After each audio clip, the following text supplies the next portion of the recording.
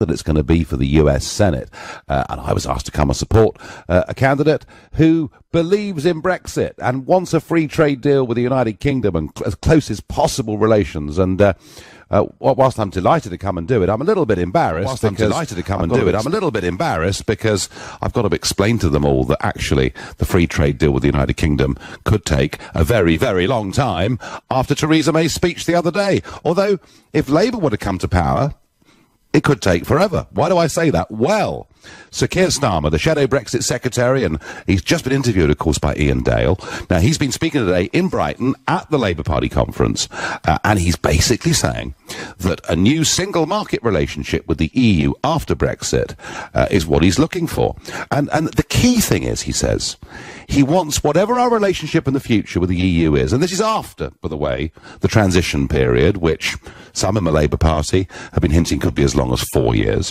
But the long-term relationship that Sir Keir Starmer seeks is one that, and I quote, retains the benefits of the customs union and the single market. So Keir Starmer's view, as the shadow Brexit secretary, and with very little opposition in the hall today, is that these things are good for us. But of course, the point about the customs union and single market is we're not allowed to negotiate trade deals with anybody. So I don't like the position, but we had months and months.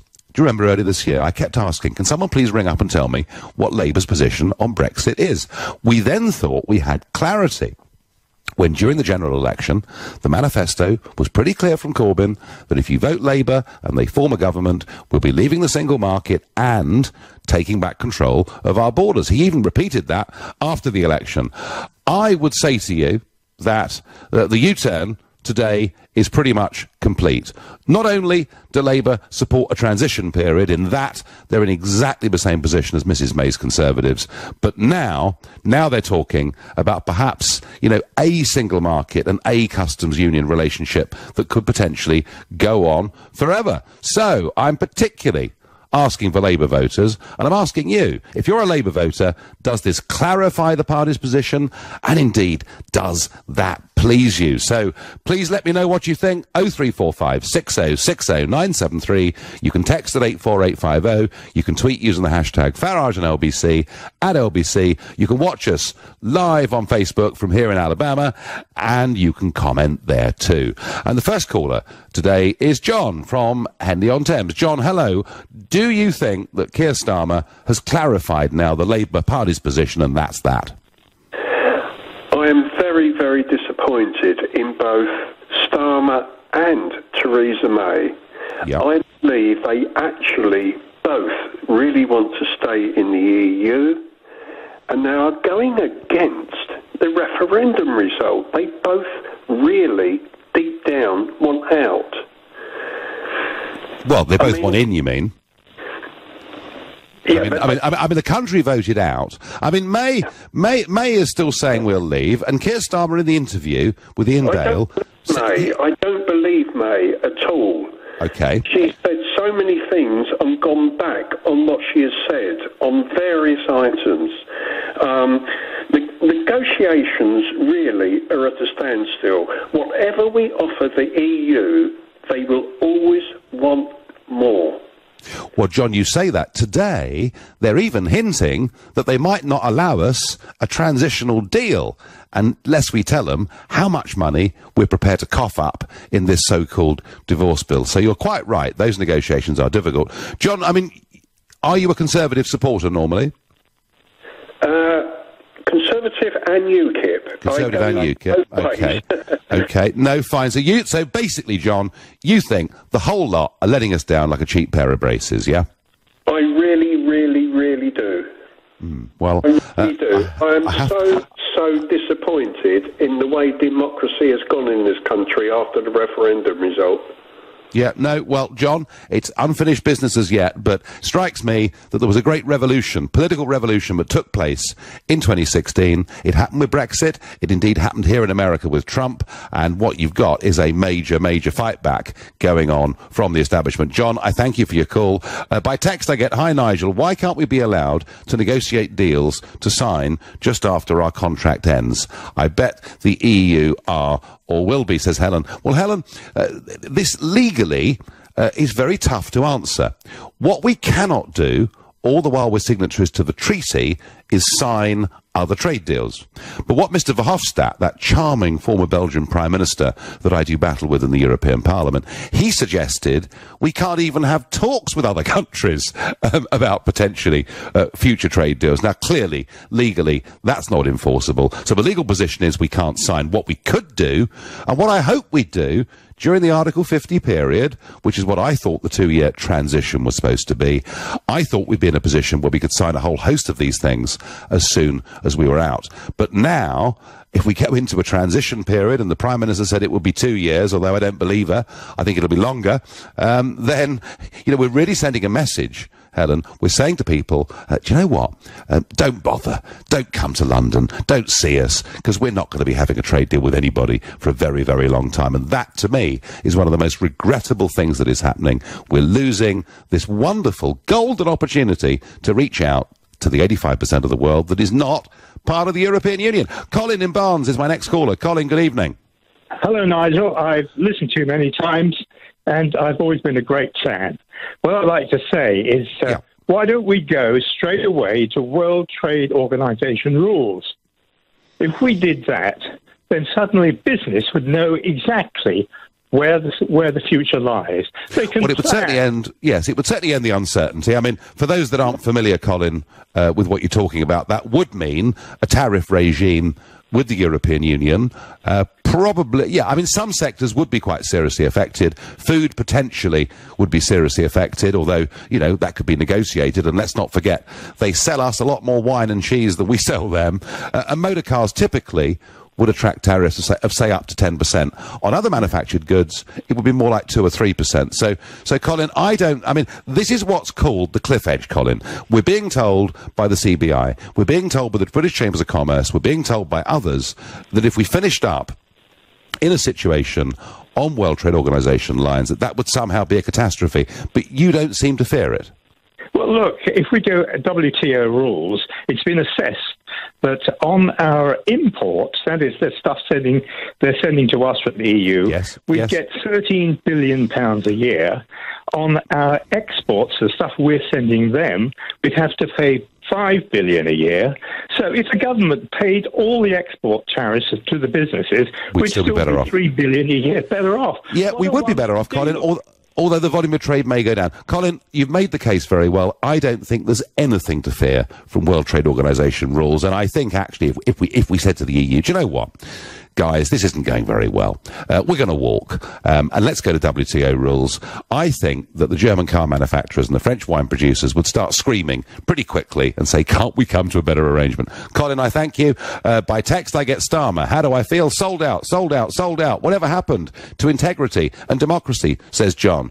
Well, John, you asked that, and I'm appealing. If you voted Labour at the last election, or if you voted Labour over the course of the last few years at any point, and you were also a Brexit voter, how do you feel when the party now very clearly wants a long-term relationship with the European Union that in many ways is similar to the current benefits, I quote Sir Keir Starmer, that we currently have from the customs union and the single market? Hi, Nigel. Didn't Jeremy Corbyn say he wanted to leave the single market as he couldn't implement some of his radical left policies unless he did so? Their Brexit policy seems to be not to have one. Well, you're quite right. Jeremy Corbyn wants to nationalise everything, and the European Union, frankly, wouldn't allow them to do it. So he's in a bit of a cleft stick. But the point about Corbyn is this, folks. He became an MP back in 1983. He linked up with Tony Benn. He voted against every single European treaty that hove into view. He got the Labour manifesto launch to say all of the right things. He repeated them after the general election. And whilst Corbyn's in a very strong position in the party, and, they've got over 500,000 members, and they've got momentum behind him and everything, the one thing that he cannot control his parliamentary party when it comes to his views on unilateral nuclear disarmament and on the European Union. The Labour MPs are a massively, massively pro-EU lot. Starmer is taking us in this direction today. He's being cheered, of course, by many others in the Labour Party, and in particular Chuka Umunna, people like this that have, and I'm sure Lord Peter Hain and others are all absolutely thrilled with the direction it's going in. But I tell you what, I think it does clarify the party's position. I think Corbyn has effectively sold out. But far from this being an electoral benefit to Labour, I think it could really hurt them. I wonder what Richard in Hull makes of that. Richard, good evening. I think it's probably one of the final nails in his coffin. Corbyn really is just turning out to be a political chameleon. It's just changing his colours to suit the audience. It's shocking. He's also, Richard, rather changed his view on abolishing all student debt too, hasn't he? Well, give him 5 minutes and they'll change his view on everything. But this one in particular, the Labour vote, there was a strong Labour turnout, mainly Labour actually, as you've always predicted, Labour voters that voted with him because he'd sort of fudged it at the election and he was making all the right noises. But bit by bit, I mean, I don't know if I know if anybody else does many U-turns. I don't know whether it knows whether it's coming or going. One thing, Richard's for certain, a lot of UKIP voters voted for Corbyn in this election because they believe the assurances he'd given them on the European Union question and on the open borders question. And I think, Richard, they're going to feel very let down. Are you normally, Richard, a Labour voter? Well, normally a Labour voter, but I naturally am Conservative. I did vote UKIP last time. Right. And I've changed a bit between Conservative and UKIP, but to be honest, I feel let down by them all. Yeah, I mean, Richard, my view is, I think Article 50, give them 50, let's be out straight away. Yeah, Richard, WTO rules and let's be on. I think that view, Richard, I believe it to be held by many millions of people across the country, and it's hardly being reflected by a single one of our 651 MPs in Westminster. You're listening to the Nigel Farage Show, exclusively on LBC. So the Shadow Brexit Secretary, Sir Keir Starmer, at their party conference in Brighton, lays out Labour's new position, which is that after a transition period that could last for several years, that, of course, is if that nice Mr Barnier is even prepared to grant us that, unless we promise him tens of billions. But long term, what Labour is now fighting for is a deal that retains the benefits of the customs union and the single market. Now, of course, there are many of us who think that, in fact, the customs union and the single market have overregulated us and held us back in terms of global trade. But I'm asking you, particularly if you're Labour voters, does this clarify the party's position, and how does it make you feel? And particularly, if you're one of the 3.5 to 4 million Labour voters who voted Brexit, how do you feel? At the moment, you're a little bit shy in coming forwards, and maybe you feel embarrassed that you voted Labour and that actually Jeremy Corbyn took you in and then let you down. So you could always use an assumed name, I suppose. But one little comment from the Labour Party conference today. It seems one of the biggest stories is that the BBC's political editor, Laura Kuenssberg, now needs to have bodyguards to walk round the Labour conference, and particularly outside the Labour conference, where violent organisations like Antifa were out there with their flags yesterday, protesting and demonstrating. All I can say, Laura, is you get used to it. I've had 4 years of it. At times it's been 24/7, so constant have the threats been, and indeed direct violence whenever they got the chance. And I think something that has been happening here, it's been going on now for some years, is a lot on the left. And I'm not specifically pointing the finger at Labour, because a lot of it will be other organisations that purport to be against racism and for love and peace, and actually they have become increasingly violent over the course of the last few years, and nobody, frankly, has held them to account on it. In my case, it was considered absolutely fair game. Oh, well, Farage thinks we should control immigration and leave the EU, so that's okay if people want to bash him up. Well, all right, you may think that. I don't. I think in a democracy, it's ridiculous that I had to reach the level of having security on that basis. But perhaps now the BBC's Paul Ed has to have security. We'll start to realise that it isn't just people on the hard right that are nasty. There are plenty on the hard left that are very nasty indeed. Andrew on Facebook asks me, do we need a trade deal? Can't we negotiate bilateral agreements with specific companies and businesses? Right, there's a difference, folks, between trade and trade deals. You know, you can do business company to company. You know, you could be, let's say for argument's sake, you have a motor business, you're selling brand new motor cars, and you do a deal with one of the big Japanese producers. You agree to buy a car at X price from a Japanese producer, and if you've done a good deal, you might get it a bit cheaper than somebody else who's a few miles down the road. That is doing business. It's not the same as a trade deal. A trade deal sets the terms on which countries can trade with each other. So in the case of your importer of Japanese motor cars, every one of those motor cars that comes into the UK is 10% more expensive because that's the tariff that we charge on Japanese cars. Why? Because we're part of the European Union, and that's the tariff they have with Japan under WTO rules. Whereas, interestingly, Switzerland, you could buy a Japanese car and not pay a tariff. So, two things here. One is companies doing business with each other. The second is the terms of trade that countries have. And we're not allowed to have bilateral deals with any other country in the world. All of our trade deals have to be negotiated by the EU. And this is where I think Starmer is wrong when he talks about signing us up long-term to a setup that is like the customs union and the single market, because I think our future is global. But either way, I wonder what Darren and Oldham thinks. Darren, are you normally a Labour voter?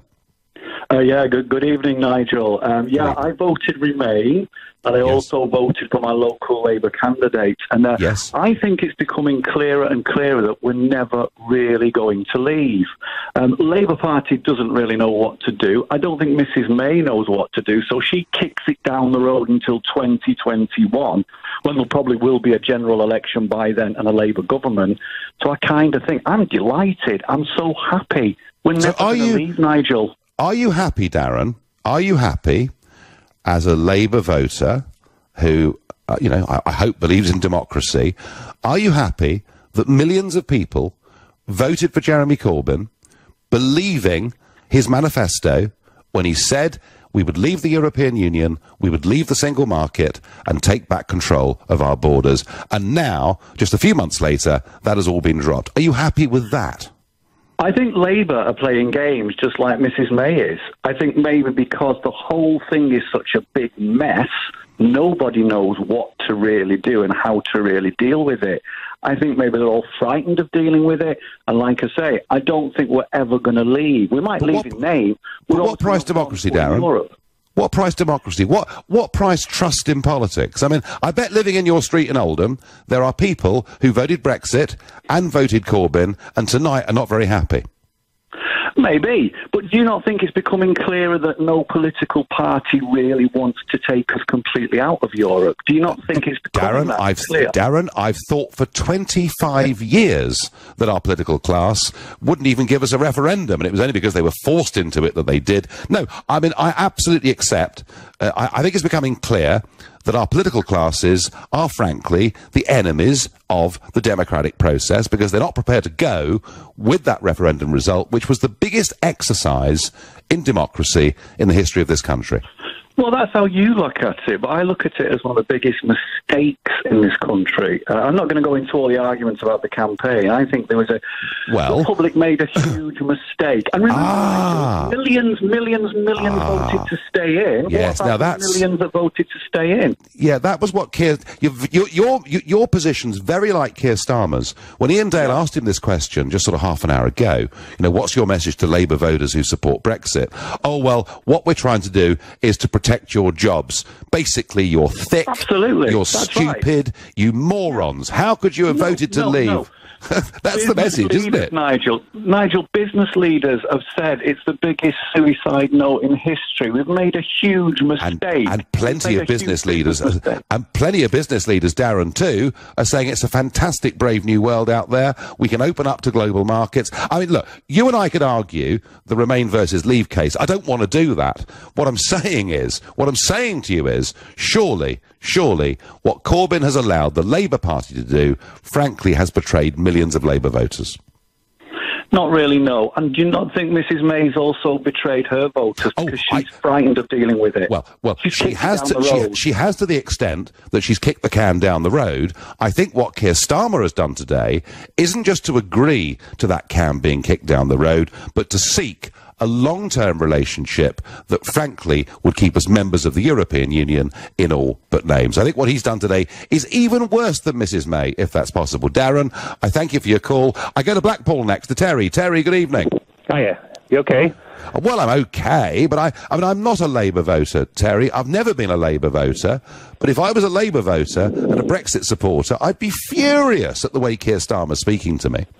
Well, I may not sound it, but I am furious. Absolutely. You are furious, right? Okay. I voted Labour. Yes. I'm a Labour man. I voted Labour. I mean real Labour, proper Labour. I don't mean Tony Blair's Labour. Right. So when Corbyn came up with his manifesto, which I liked, and I wanted to vote for, the fact is that I thought he was weak on Brexit, was making me, to be honest, vote for UKIP. However, when he put in his manifesto that he wanted to end free movement and what have you, that was it. Okay, that was it. That was the green light for me to vote Labour. And many like me, who I know, and he got a lot of votes on the back of that. And he knew that. That's why he put it in the manifesto, because he doesn't want... I mean, the party doesn't want to end free movement. Labour doesn't want to honour Brexit, period. That's I've so what does it make you think, Terry? Terry? In the manifesto, that was it.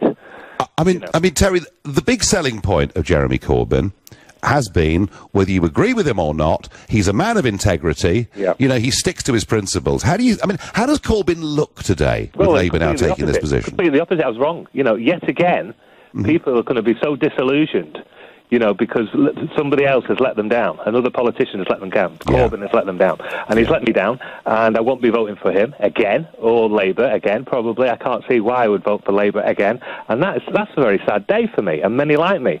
And to move it further, I mean, it's not just that as well. It's everything else. It's the coverage on TV. People are outraged. People are furious, and it's not being reflected in the media at all. I know you are. Do you know what, Terry? It's not being reflected anywhere. And it was interesting after May's speech. Conservatives all lining up and writing in the newspapers. Isn't it wonderful? And I saw a couple of reports of people in Sunderland being interviewed, which famously voted out, and we're not bothered, a 2 or 3 year transition doesn't bother us, and it's not being reflected anywhere. And Terry, I repeat the point, there are millions of people out there like you, and I thank you for your call. Now, in a few minutes' time, I'm going to start an online auction, and that will be for somebody to bid to come and have lunch with me, and it'll be on a Friday, so I wanted to broadcast in the evening, so we might have the odd drink or two, and we'll do it for a good charity. More of that in a moment. So Keir Starmer makes it clear that the long-term aim of the Labour Party post-Brexit is to have a deal that retains the benefits of the customs union and the single market. And I'm asking you, does that mean their policy is now clear, and do you approve of it, particularly if you're a Labour voter who was Brexit-minded? Meanwhile, that dramatic judgment last week in London, where Transport for London said that Uber was not going to have their licence renewed, and this is, of course, we're talking about 40,000 people in total that do drive on and off for Uber in London, and up to 3.5 million people who've used their services. And we've debated this on my show before, the problems with it. But interesting, on the day, Uber's response was quite angry. Over the weekend, we now have a much more thoughtful response, and Uber boss Dara Khosrowshahi, difficult to pronounce, has apologised to Londoners for mistakes we have made and acknowledged the company must change. The apology came in an open letter, and it's been sent to TfL, who of course had said that they weren't fit and proper to hold that licence. He admits in the letter, we've got things wrong. On behalf of everyone at Uber globally, I apologise for the mistakes we've made. So what he makes clear is they are sorry. They understand there have been too many reports of assaults, etc., that have not been followed up properly. He admits it, and they are going to appeal against Transport for London's judgment. And I guess you can make your minds up.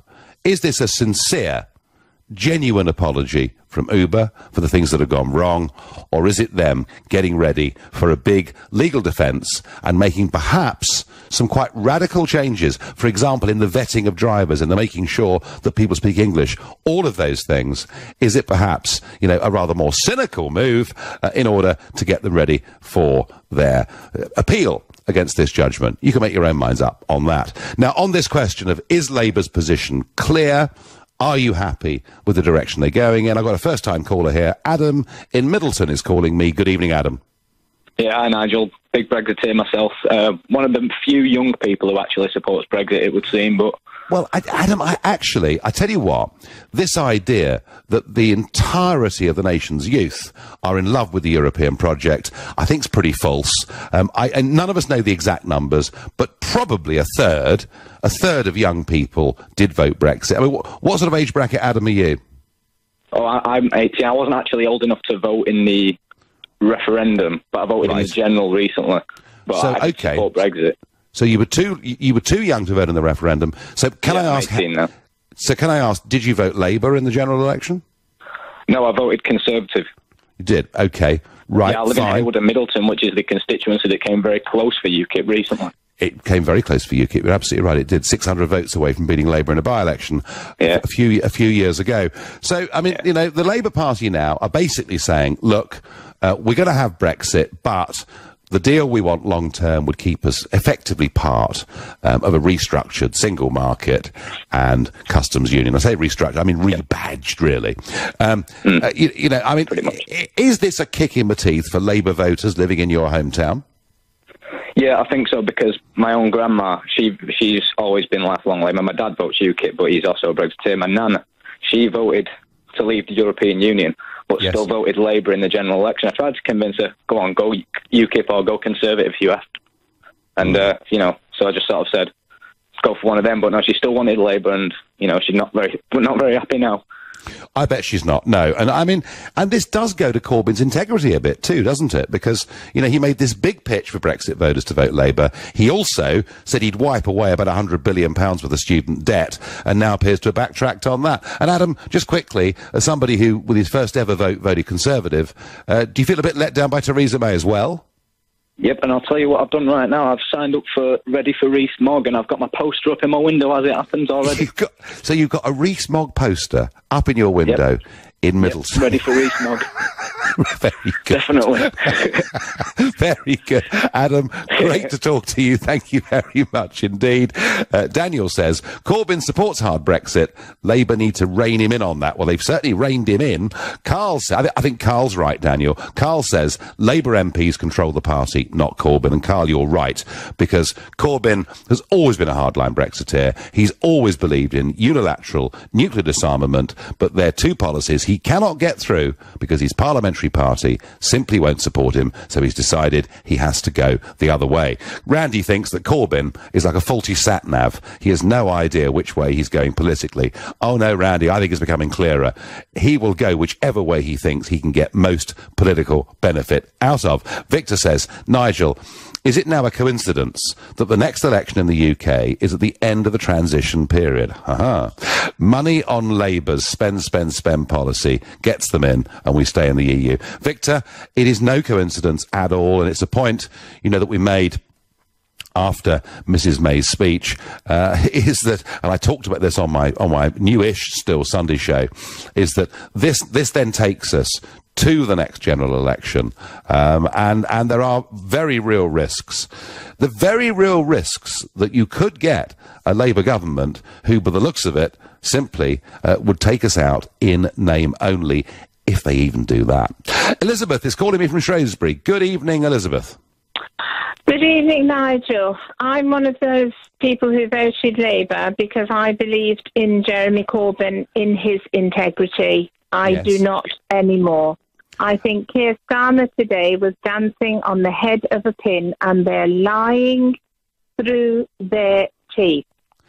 17.4 million people knew exactly what they were voting for because we were told about the plague of frogs and Armageddon by all of them. Yes. Now, it isn't just Brexit that we have been lied to. 3.5 million women in Britain born in the 1950s were promised by most of the Labour MPs before the general election that if we voted for Labour, Jeremy Corbyn himself would ensure that 1950s British women, who some lost 6 years and £48,000 of their pension, would have parity with Polish ladies who have had their state pensions backdated. So is he backtracking on that, Elizabeth, too? He has backtracked on that because the Polish government has kindly said that their 1950s ladies will be given their state pensions. I don't want to get onto that issue right now, Elizabeth, although I know it's a hugely contentious issue for a lot of women born during that period. But you voted Labour, you believed in Corbyn. Would you vote Labour again? Absolutely not. But what I cannot understand, Nigel, is I don't agree with the way that you and your family were treated, and I can only apologise for the morons that put you and your lovely family through years of hell. I am so sorry about that. Well, I'm just hoping, Elizabeth, that the fact that Laura Kuenssberg now needs to have protection will wake people up to just how really vile and unpleasant a lot of people on the left have become. It's not about disagreeing politically, but they have become intimidatory and violent, and that manifests itself online, of course, particularly, but also physically as well. Elizabeth, thank you for the call, and there you are. Elizabeth, we're now getting a stream of callers who voted for Corbyn, who believed in him, and who were Brexiteers, who feel badly let down. I wonder, probably in the sort of dinner party set that Keir Starmer engages in, he'll think this will do Labour electorally a lot of good. I think it could do them an awful, awful lot of harm. Andy in Bromley has a view on this. First time caller to the show. Good evening. Good evening, Nigel. I can honestly say I was a Labour voter. I will not be voting. I will not be voting next time round.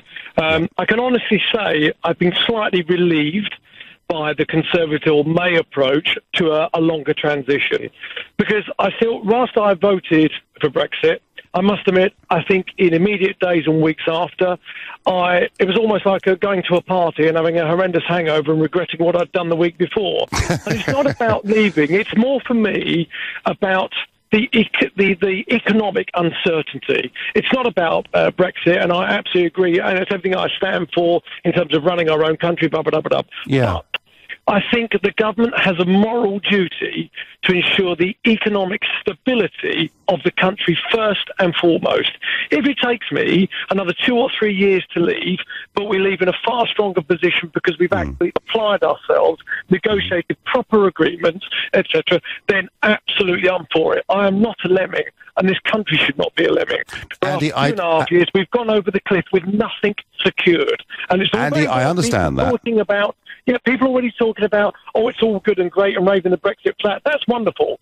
But I know there is many an individual, certainly in my circle, yes, we wanted Brexit, but we wanted a strategic Brexit that doesn't just cut ourselves off. And there was a great line, I thought, from one of the senior, I think it was directors of BMW. He was English, and I think he was based in Germany, who said, look, the bottom line is we sell 90 million cars worldwide. We sell 1 million to the UK. In other words, if it doesn't work out, we're not going to lose sleep over it, because quite frankly, our business is not there. We could argue that, and look, we could all argue that, but actually, there are still hundreds of thousands of jobs in Germany directly linked to trade with the United Kingdom. Andy, I take your point that you want a responsible Brexit, but equally, if we keep on transitioning and taking longer and longer, that actually leads to more business uncertainty too. But Andy, I thank you very much indeed for your call. Right, in a minute, I'm going to tell you about this auction to have lunch with me, and hopefully a fun time. So, we have an online auction. If somebody wants to come and have lunch with me, and I've got to say thank you to Franco's Italian restaurant in central London,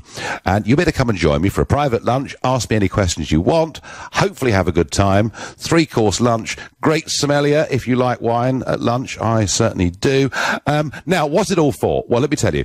Global Radio, which is the group that wholly owns LBC, have their own charity. It's called Make Some Noise, and they support small projects across the United Kingdom, helping youngsters and their families living with illness, disability, or a lack of opportunity. And by supporting Global's Make Some Noise, you'll be helping small projects. It'll make a really big difference. So this auction prize, lunch with me, and I promise you, it'll be a Friday, right? And the reason for that is I won't be broadcasting in the evening, so we can spend some time doing it.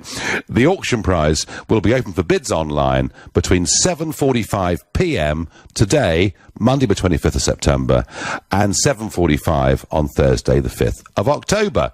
You must be over 18 to enter, and you can go to lbc.co.uk for all the terms and conditions. So if you want to come have lunch with me, it should be fun. You can ask any question you like, and the money will go to charity and a good cause. And the lines are open. You can bid right now by going to lbc.co.uk.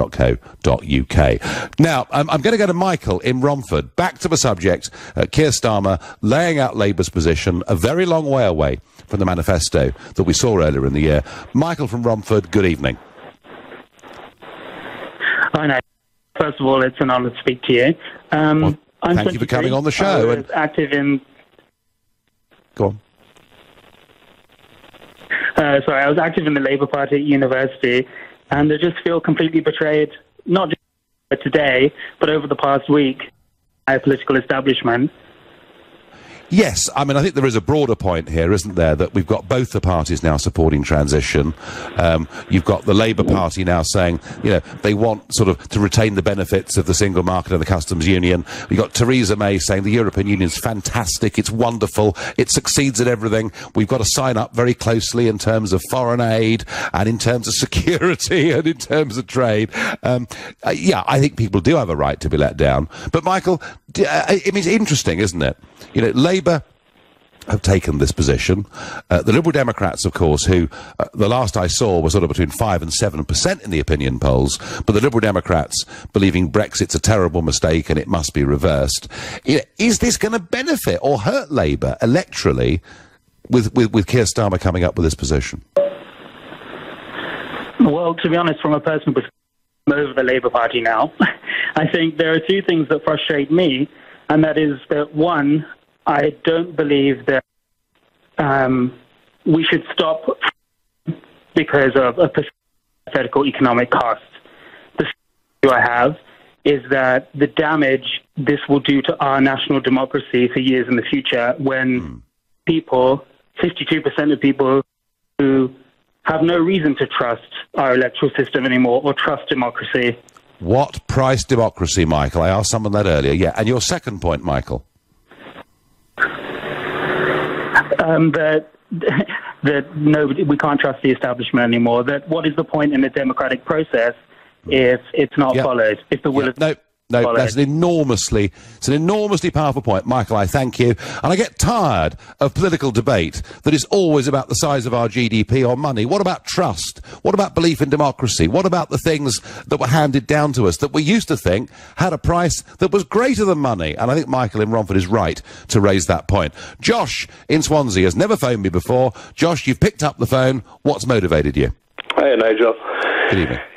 Yeah, really, I mean, just listening to what Keir Starmer said today and just basically the whole campaign throughout all of this, I think it just shows really the kind of deceit, really, that the Labour Party have been peddling. And, you know, people such as yourself have always been accused of, going with the populist vote. And it just kind of, to me, it shows, we kind of understand that, the media in this country is governed by the left, and people. It just kind of really shows that they don't really have a manifesto. They don't really have any ideas, I think, themselves, and they're just kind of going with the flow and just kind of not really backing up with anything. Well, they're going with the flow, Josh, in the sense they're going with the establishment flow. They're going with the trendy set in North London flow. Exactly. They're going with the liberal media flow. But I'm not so sure. I mean, Swansea. You're calling from Swansea. Yep. It's traditional Labour heartland stuff, but it was big Brexit territory too, wasn't it? Yeah, it was, but and that's my point. I mean, the kind of real, what people really think isn't really reflected in anything that, Keir Starmer has said today. People I meet don't really think this way at all. But like you said, it's just kind of going with the trendy London vote and the kind of trendy London ideas, and it's just not really reflected. And, hopefully I think they will lose a lot of voters. Yeah, so you think, Josh, that they could pay a price for this, yeah? I hope so, yeah. And I do think terrific. they will. No, terrific, Josh. Thank you for the call. Very much indeed. Nigel, is everyone missing the elephant in the room? The EU would never allow Keir Starmer's plan to be implemented. All the benefits of a single market and the customs union while still leaving the EU. Paul, the other one, says Neil in Southend. Oh, Neil. So, if Keir Starmer's Labour is in government, and they say to the European Union, I'll tell you what, guys, we're going to pay you an absolute shed load of money. We're going to obey every one of your laws. We're going to obey all of your court judgments. We absolutely promise we won't seek any competitive advantage in any area. We won't negotiate our own trade deals or anything like that. But we can't be members of the EU. So we'll sort of find a new name for it. Oh, and because we won't have any voting rights either. The EU would say, God, that's fantastic. We've got the Brits. They're coughing up. They're obeying everything. They can't compete with us. And they're not even going to turn up to meetings and vote against us occasionally. They would absolutely love it. That's my view. I wonder what Mike in Putney thinks. Mike, good evening. Good evening. Pleasure to meet you. Right, I think it's absolutely crazy. I've recently been to Italy, Spain, Greece.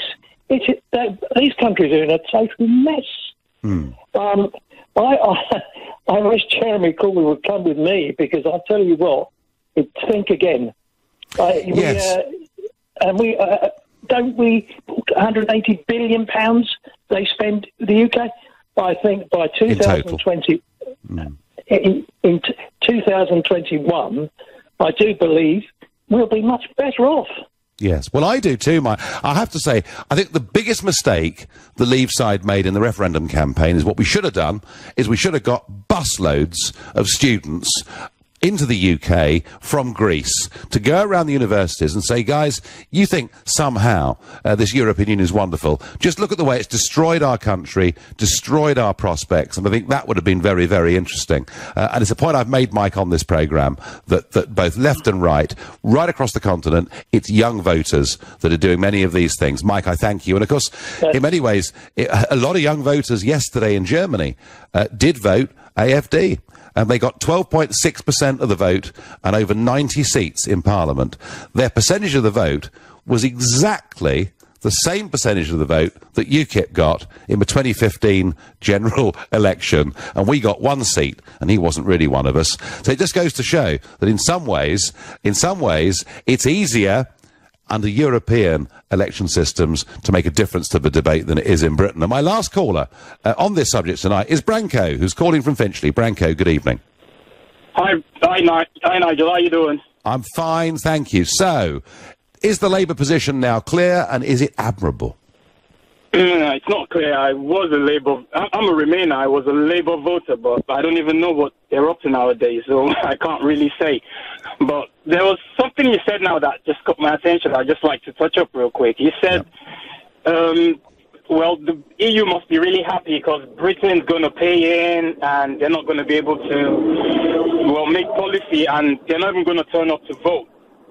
The question is, you've always said the EU is a dictatorship, so how does Britain get to vote in a dictatorship? Well, we get to vote, Branko, but we get outvoted. In fact, the last 50 times, we seriously tried to put down a new European proposal. We lost on 50 occasions. But the fact is, we were a pain in the neck. We were the pesky Brits, and now we are going. And if a Labour government was to sign us up to all the costs without even having a say of any kind at all, I think they'd love it. Well, all I can say as a final thought is Keir Starmer and the Parliamentary Labour Party may be very happy with their day's work today. They may well think they'll reap an enormous benefit from this. I think it could hurt them very, very badly. You've been listening to the Nigel Farage Show.